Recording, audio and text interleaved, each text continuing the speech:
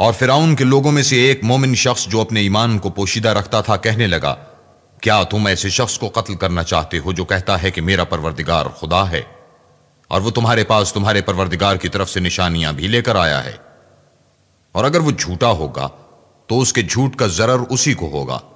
اور اگر سچا ہوگا تو کوئی سا عذاب جس کا وہ تم سے وعدہ کرتا ہے تم پر واقع ہو کر رہے گا۔ بے شک خدا اس شخص کو ہدایت نہیں دیتا جو بے لحاظ جھوٹا ہے۔ اے قوم، آج تمہاری ہی بادشاہت ہے اور تم ہی ملک میں غالب ہو، لیکن اگر ہم پر خدا کا عذاب آ گیا تو اس کے دور کرنے کے لیے ہماری مدد کون کرے گا؟ فرعون نے کہا کہ میں تمہیں وہی بات سمجھاتا ہوں جو مجھے سوجی ہے، اور وہی راہ بتاتا ہوں جس میں بھلائی ہے۔ تو جو مومن تھا وہ کہنے لگا کہ اے قوم،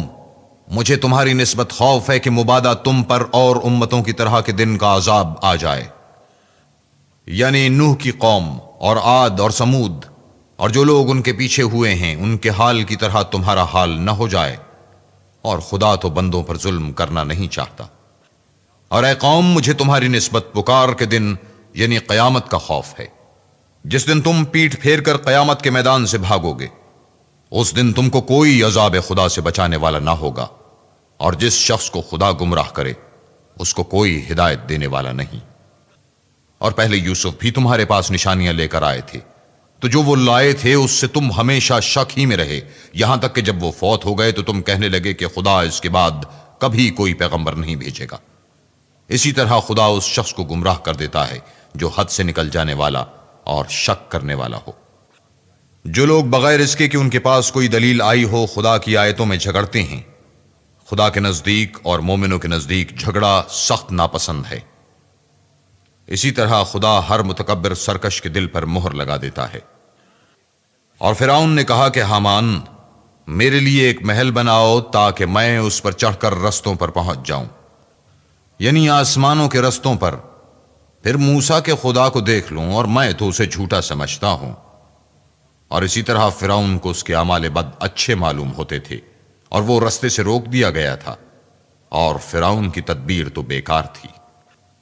اور وہ شخص جو مومن تھا اس نے کہا کہ بھائیو،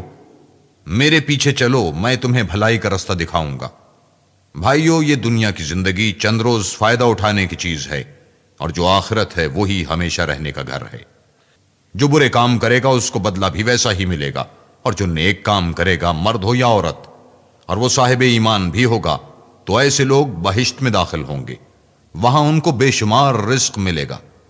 اور اے قوم، میرا کیا حال ہے کہ میں تو تم کو نجات کی طرف بلاتا ہوں، اور تم مجھے دوزخ کی آگ کی طرف بلاتے ہو۔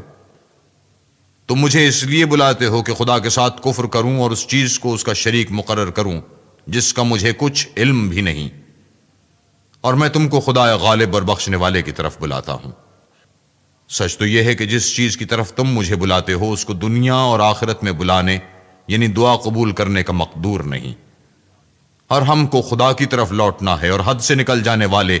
دوزخی ہیں۔ جو بات میں تم سے کہتا ہوں تم اسے آگے چل کر یاد کرو گے، اور میں اپنا کام خدا کے سپرد کرتا ہوں، بے شک خدا بندوں کو دیکھنے والا ہے۔ غرض خدا نے موسیٰ کو ان لوگوں کی تدبیروں کی برائیوں سے محفوظ رکھا، اور فرعون والوں کو برے عذاب نے آ گھیرا، یعنی آتش جہنم کے صبح و شام اس کے سامنے پیش کیے جاتے ہیں، اور جس روز قیامت برپا ہوگی حکم ہوگا کہ فرعون والوں کو سخت عذاب میں داخل کرو۔